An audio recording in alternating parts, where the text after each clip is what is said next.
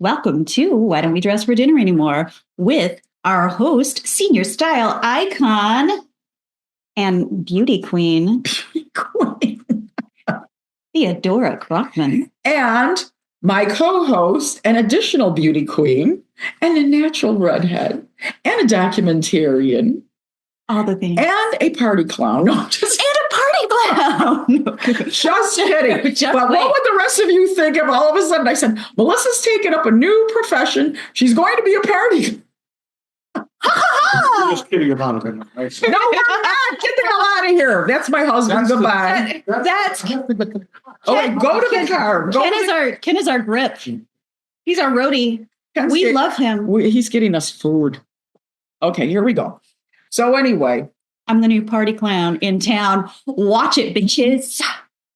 Could you imagine? Or if we both became party clowns, we did like a show on the road. Oh. Why don't we dress for dinner anymore? We go with our red noses. And we tap dance. It would be fabulous. It's the new style. I think we would move over Castlecore. It's clowncore from here on out. Speaking of Castlecore. What's Castlecore? So Castlecore, you're frozen. It's because Ken forgot car keys. Okay, I need to file for divorce. No, you don't. You're ruining my entire podcast. Will you go? Lovely. Stop. We love Ken. Yeah, and then he does this. He's very Catholic. Oh, and then he slams the door. I'm no good, and he goes into full martyrdom. He goes into full blown on martyrdom. You say one thing to him and he's like, I know I'm the worst person in the world. All right, that's another issue for another day. Okay, well, you come from a Greek family where the volatility of conversation is necessary. It's constant. Yeah. And he's been married to me for 90,000 years. You think he'd be used to it. Yeah. You know, my son calls us the Costanzas. Have you ever watched Seinfeld? Seinfeld, George's parents are constantly bickering over every single thing. And that's you too? That's the life of Ken and Teddi. If you guys could... The sun's out. No, it's not. Yes, it is. God damn you. Shut up. And you love each other. Tremendously. I would die without him. But he aggravates the shit out of me. Okay, back to Castlecore. Back to Castlecore. That's enough about Ken. Enough about that. So Pinterest noticed this trend in their data. They noticed this trend that people were moving away from minimalism. Yes. And into what they have deemed Castlecore, which is basically like this patina of layers of like older things looking more like a castle, bringing in like medieval looking pieces into their things. So why do you think that they're wearing, like I told you, I had a friend, Nikki, and her handle on Instagram is Nikki Street Style. Mm-hmm. She was at that cinema fashion show with me, and she literally had a full-on arm of armor as part of her outfit. And I remember when you brought up Castlecore, and I'm thinking, Nikki was wearing armor. So is that like a trend? Like, are women starting to wear like literal armor? It's definitely a trend. I have been following actually for a couple of years now a farrier who actually makes chainmail. She makes chainmail outfits. I've been following a couple jewelers who make these big clunky like a whole finger articulated kinds of things, and I love those kinds of things. But it's now pushing into, we're tired of minimalism. We're tired of looking like everybody else, and we want to add these pieces of design from way back then. But why do you think it's specifically this medieval look? I feel like people are, my take is that people are reaching back, like minimalism, kind of Apple pushing this culture of minimalist everything. This is like really high tech. Yeah. And you know what? Now that AI is in the picture, we are trying to remember how to be human. This is my take. This is really my take. And so how to be human is wearing armor? How to be human is to dress in a way or to decorate in a way that has nothing to do with the digital world. Of course, people are posting it. People are doing all these things. Right. But we're also hearing all of this stuff about plastics in clothes and microplastics going through the blood-brain barrier. So everyone who's making these polyester clothes, or even these pants I'm wearing, right? Anything they're made stretch, of anything made of stretch, anything like all of that recycled material. That anything made with plastic is getting into our drinking water. Right. We're ingesting it, whatever. Right. So we're moving towards these in our decorating and in our fashions. Like even if we're wearing polyester, this is polyester. Everything's polyester. Yeah, even if we're wearing it, we're moving more towards like the flowy sleeves and the recollection of a time before we ruined everything with petroleum products and, AI. I don't think it's ruined, but, that's the psyche. So I think there's something there about. So you think it has to do with a couple things, environmental issues, and then also just this computer digitalized kind of world that we live in where, like you said, we need to remind ourselves that we are not AI emoji cons or whatever, but we are actually living, breathing human beings who can style ourselves. We don't need AI or somebody else to do that. Yeah. And then I think there's another piece of it, this more political piece where we keep on talking about oligarchs and we're talking about how, we're the proletariat, we're the fiefdom, and here are all of these like rich people who are controlling our that makes a lot of sense to me. Because when you think about it, in medieval times, you had the guy, the owner of the manor, the lord of the manor. And then he would have all these indentured servants working the farmland on his property. And then they would take their cash crops and give him half or more, and they'd keep enough just to feed their family. Right. And he would use that money to put in his storehouses and also to feed the army that protected the land. Right. And that was the social contract. Right. Now our social contract is crazy. We've broken it in 100 ways. But do you think that we're starting to feel like we're part of the fiefdom again? That we're part of the Lord of the Manor.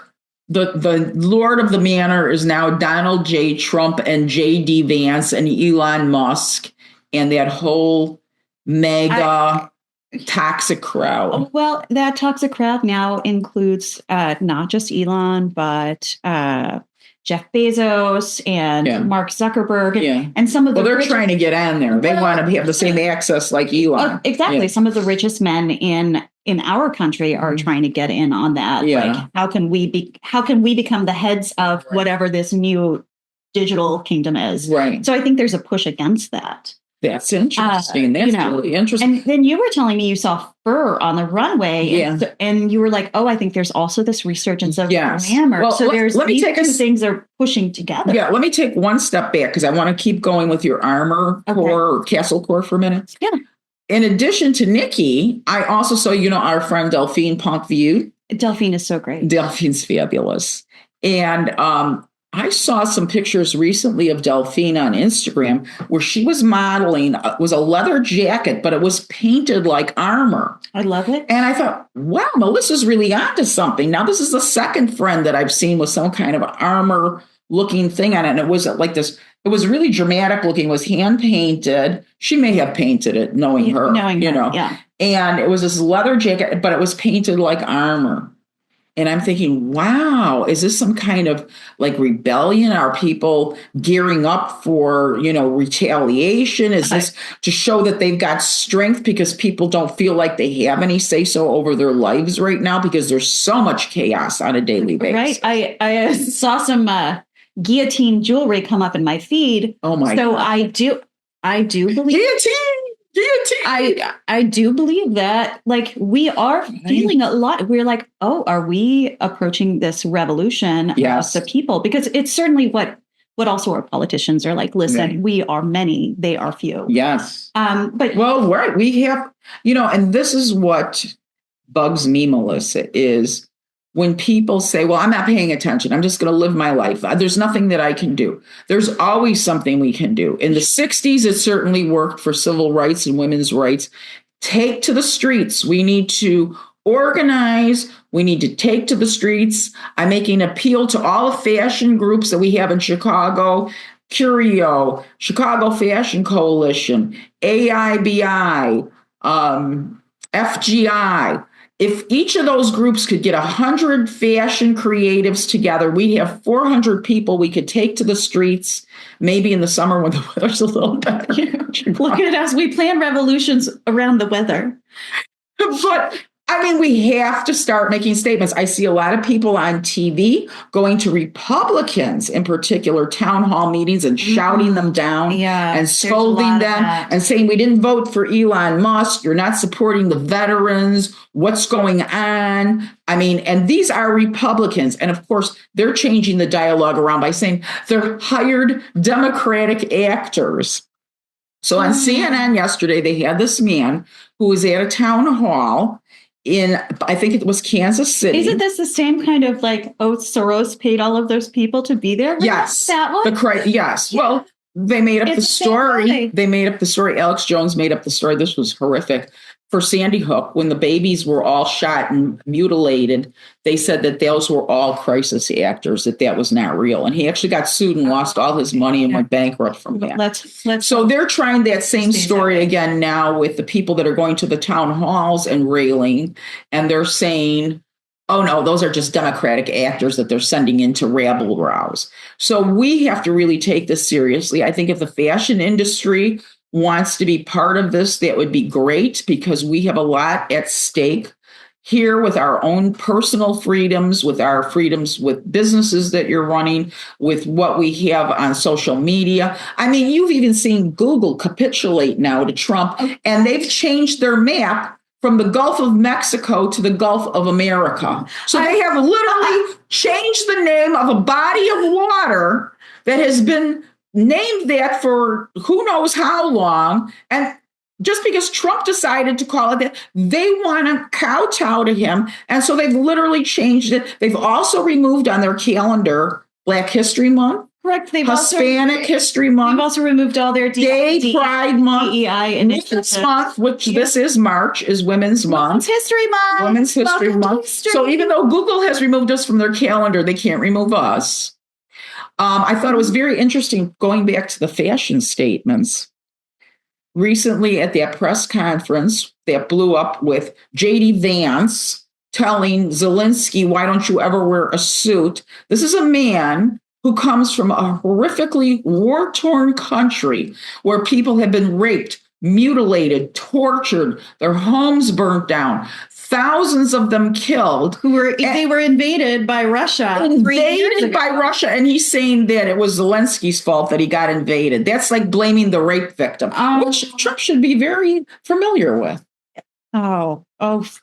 So he's treating Zelensky like he would a rape victim. Well, you were too attractive, so we just had to have you. Well, look at how you're dressed. Right. That's exactly what they said. So Zelensky was dressed inappropriately. Zelensky was dressed appropriately for what his country is going through. Well, he wears military gear, and he is supporting his troops, just like Winston Churchill did during World War II. How come nobody questioned Winston Churchill's wardrobe? Like, he's going to come dressed in a tuxedo while his people are dying. Oh, right. And that's the thing. And I just have to point out how, like, absolutely it fits a narcissistic profile with you don't respect me enough. You're not grateful enough. Grateful, bow down, be grateful. If you would just grovel. If you would grovel, then I will give you what you need. Maybe. If you will just give up the things that you are fighting for, then we will help your land. You. Well, then we will help you get conquered by Russia. But if you don't give them up, then we will not help you get conquered by Russia. Because our support is really integral. And I don't know if Europe is going to be able to step up. Well, they are. They are. Europe is stepping up. But and we're getting off topic, but Elon Musk's Starlink, he put that there so Ukraine could use it. And they've been using it for all of their drones things. And now it's like, I'm going to take away Starlink. Yes. And I'm like, how long has he been planning this? For a long time. You know what, guys? Probably just who's got the technology? Just take your technology where you vaporize a couple people from space. I've got a list. I know where they live. We're talking they all run now. They all run our government. Please do it from a Starlink. Just from a Starlink. Vaporize these assholes. Yes, just do it using Starlink, because that would be ironic and lovely to me. It's a very unnerving time, I think, for everybody. And that's why we're wearing armor, because it's just protection. It's just about it. Armor is protection. It's too much. We're all feeling like we have all this crap coming at us that we didn't ask for. He's punishing our biggest trade partners, who are Canada and Mexico, by slapping tariffs on them. And supposedly it's because of the fentanyl, which 1% of fentanyl that comes into the United States comes from Canada. So I'm not sure why he's punishing Canada. Canada is ripping all of the American bourbon off their shelves, which they used to love. So the bourbon industry in Kentucky, you're going to go right down the toilet, thanks to Donald Trump, who you elected. Kentucky, listen to me. Kentucky, you will go broke under Trump. Don't wait for that to happen. I'm telling you, this is very, very serious. You know what? I have family who voted for Trump, and they do not believe so. They are still. Well, they'll see it when it hits their pocketbooks, and it may never, because they are not an affected group. Well, so, if you're talking about millionaires, I don't have any pity for them. Oh, one more political thing, and then let's move back to fashion. Yeah. One more thing. I've been thinking about this so much. Our country was founded by rich white men who were the minority, who didn't want to be taxed anymore. Right. Taxation without representation. That's who founded it. Rich white men who did not want to get taxed. They were the minority. And the minority, the majority, the poor people and the disenfranchised for 200 years have been slowly pushing that so that the representation is of the actual populace of the United States. And I want everyone to think about that. Mm-hmm. So Donald Trump and his oligarch friends. Yeah. Are moving us back towards no taxation without representation for the minority, who are the rich, which is what the country was founded on, rich white men. Exactly. And I keep it that way, status quo. But note, we pushed it back before so that we all had rights. Right. And we can do it again. Will do it again. Yeah. So it did take 200-ish years. I mean, when did women finally get to use that, sign up for a credit card by themselves? 1970s, when I was born? Yeah, and that's weird. Of course, I was very young in the 70s. I was 18, 19 when I first started working. Because I remember I did have my own credit card from Marshall Fields, but I think I was probably about 23 at that time. So that means that was probably around 1977 that I got my first credit card. And I probably never applied for a credit card before that. Right. So I wasn't even aware that women couldn't get credit cards. You couldn't get credit or a bank account without your dad or your husband signing. Isn't that amazing? Think about that. That was in my lifetime. That was in my lifetime. Women could not get credit cards on their own. They had to have either a father or a spouse, the husband, or some male co-sign for them, because they didn't trust that women could pay off the credit cards. Now our country is being run by a bunch of rich white men who are mad that we want them to pay taxes to support the populace, which is the social contract that we have constructed. Right. And they are trying to tear that down and remake the world in their image, so they reap the reward. So that's happening. And I think that we wearing our Castle Core armor will eventually pull it back. But I think there is some irreparable damage. Yeah. And, in theory, the idea of more manufacturing happening here, I'm all for that. But the way it's being done very quickly and terribly. Yeah. He's accusing Canada and Mexico of stealing all of our factories and all that kind of stuff. Well, I mean, that's globalization, and they did that. We are a world society. Yeah. We're not, in our own little spaces anymore. And that's exactly what Trump wants us to do. He wants to isolate us. He's isolating us from Europe. He's isolating us from our northern and southern borders, Canada and Mexico. So he wants to isolate the United States. And in his pea brain, he thinks that's a good thing. Yeah. And, I don't know. You just can't put the toothpaste back in the tube. We know how it works. Well, we can't put the toothpaste back in the tube, but you can throw the old tube away and get a new one. Oh, nice. That's what we want. Again, Starlink, lasers, vaporization. It's a good idea. Guys, I'm in Mensa. It's a really good idea. I've got a genius brain. Genius brain. Yeah.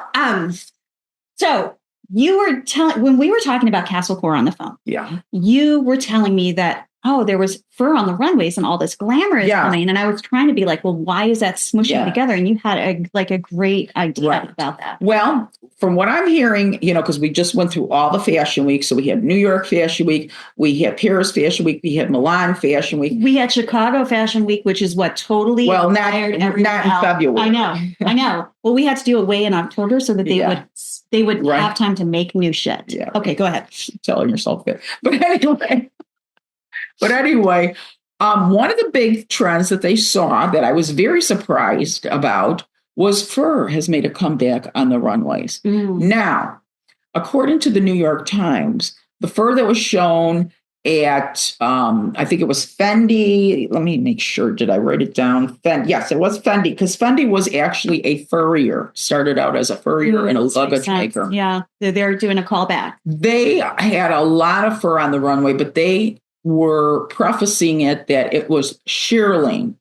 And they're not counting shearling as fur, like because if you want a coat or whatever. It's more of a byproduct. You're not killing an animal. You're just using a byproduct. Removing the skin and the little bit of shaved off fur that they have on there. And they also had a lot of faux furs too, which is interesting because I haven't had a faux fur or any of that kind of stuff for years. And all of a sudden this year, I gravitated towards this silly little leopard, like chubby faux fur coat. And I recently bought a black faux fur shrug to wear. And I thought, when I saw that in the New York Times about the emergence of fur, I thought, wow, I just kind of went into that naturally. It was kind of a natural flow because I think that people are like back in the 30s. It was a very difficult time in the United States. There was a depression going on. Germany and Europe were in chaos. We were debating whether we should get involved in the war. It was a basically horrible time to live. But the one thing that people clung to was the fantasy of glamour. That's right. The fantasy of beauty. And so that's the emergence of the glamour and beauty of the movies in the 30s and the 40s with the satin bias cut dresses and the glamorous hairdos and the glamorous movie stars. And I think we're in that kind of a dangerous period now. Absolutely. Where the whole world order is being upset. And so what's one of the things that people can turn to is fashion to make themselves feel better and to express the way they feel. So therefore, we were talking about Castlecore as an expression of that. And I think the return to glamour and luxury designs, luxury styles are now coming back as well. Luxury that looks luxurious, not right. And we're not hiding it. It's not minimal, quiet luxury that we had for a long time. I don't even know what that meant. We're over minimalism. Yeah. Quiet luxury is a $200. So I think if this continues and people start dressing up, Melissa, we might need to have a contest for a new name for our podcast. We'll see. Because if people start dressing up for dinner, then I guess we've accomplished our goal. If it gets as bad as the depression, it's not going to be, why don't we dress for dinner anymore? It's like, why don't we go to dinner anymore? Or why can't we afford to go to dinner anymore? Because it's $60 a person now. That's for a fast food place. Yeah, it's ridiculous. That's for a fast food place. It's ridiculous. And that's the price you pay. So hopefully we're seeing a reemergence of luxury fabrics, luxury fashion. People will start to pay more attention to the way they look, even if they can't afford, $1,000 outfits. You can always. I'm wearing a vintage piece here that looks very sharp. It was probably made, my guess is in the 40s or 50s.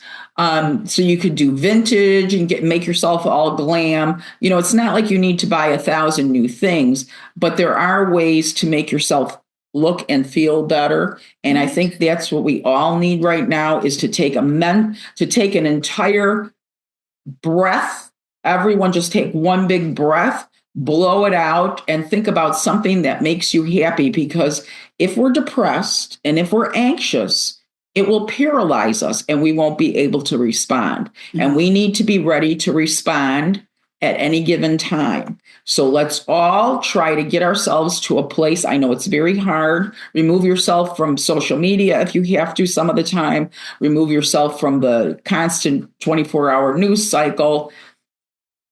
Don't make yourself unaware of what's happening, but it's not like you need to have it constantly pounded in your brain. Right. Because I think for our mental health and for our own well-being, we all need to think now what we want our futures to look like, focus on that, and be goal-driven towards that, meaning we may need to take to the streets. Everybody should contact their senators. I don't care if they're Democrats or Republicans. They will listen to you and say, we need you to do more. We need this to stop. What are you doing? You need to tell us what you're doing to stop this craziness, because there are people that are losing their jobs for no reason at all. Then these idiots realize, oh, wait a minute, we needed those people. And they're trying to contact them, but they don't have their email. They don't have their addresses. This is me laughing. And you were talking about how, I think it was another podcast. You were talking about how sometimes you have to have this dark humor when you work with dark things. And I am laughing about them not being able to get NASA scientists back that work on nuclear codes. Yes. Because there's nothing else I can do. And it's hysterical because it's so scary. It's very scary. It's very scary. But like you said, Melissa, if we don't laugh a little bit, we'll all be driven out of our minds, because this is a lot to take in, and it's on a daily basis. It's on a daily basis. It's not like this is happening once a month, but it's every day. This is being chopped. That's being cut. You know what I started doing is I started not looking at my phone in the morning. I just have this mantra. I was like, don't let anyone else think your thoughts for you. Right. And I wake up in the morning and I, write in my journal. It's a bunch of garbage because it's just like defragmenting my head. And then I do the same thing in the evening. I, at 7:00, I'm like, okay, no more news media, no more people's opinions about it, because I want to be able to sleep and dream and dream up something new. And the day is a free for all, but I'm busy. Yeah. Even as an unemployed MBA student, I'm busy. Right. We all have busy lives. We all have things we have to do. We all have obligations. Right. So that kind of keeps your mind focused on that. Right. But I'm trying to create capacity to be able to act. Yes, absolutely. We cannot get to the place where we think there's nothing we can do. If we get to that place, we will be Germany in 1930. That will be it. We will be Germany in 1930. And look at how long it took for them to crawl out of that monster of a regime. And look at them crawling back in. My father, and I want to say this, my father was in World War II. He was a young man. He was only 19 years old. From the age of 19 to 21, I believe he was at the last 2 years of World War II. My father was shot in the leg. My father grabbed a grenade from the ground that was live, grabbed it and threw it back at the opposing Germans or whoever the heck it was that threw it, saved his entire platoon. And he was also at the liberation of several of the concentration camps. And I will tell you, that stayed with him all of his life. I'm sure. He had pictures. And we can't find them, and I wish we could, because we would give them to the Holocaust Museum. My father had pictures when he went, and his whole platoon went to liberate concentration camps, of people that were in the concentration camps that looked like human skeletons. I can't. So we need to remember what happened in World War II, and to think that can't happen again. Don't fool yourselves, because it can. Now, the only thing we want to say is, we don't want to end on a dark note. So take the deep breath. Think of the wonderful things that you can wear. Also think of the actions that you could take. Contact your congressmen and your senators, and we will grab our country back from this lunatic. And that's all I have to say today. Armor up, y'all. The fight's long. And we have such a lighthearted question, which is, Teddi, why don't we dress for dinner anymore? Because we're depressed from Donald Trump. That's why. Oh, wow. But I'm not going to let him keep me down. I'm going to dress for dinner. I'm going to make plans with my husband, and I'm going to get all dressed up for dinner. I'm not going to let that bastard bring me down. Hear, hear. because Ken is the love of your life. He is. All right. Bye.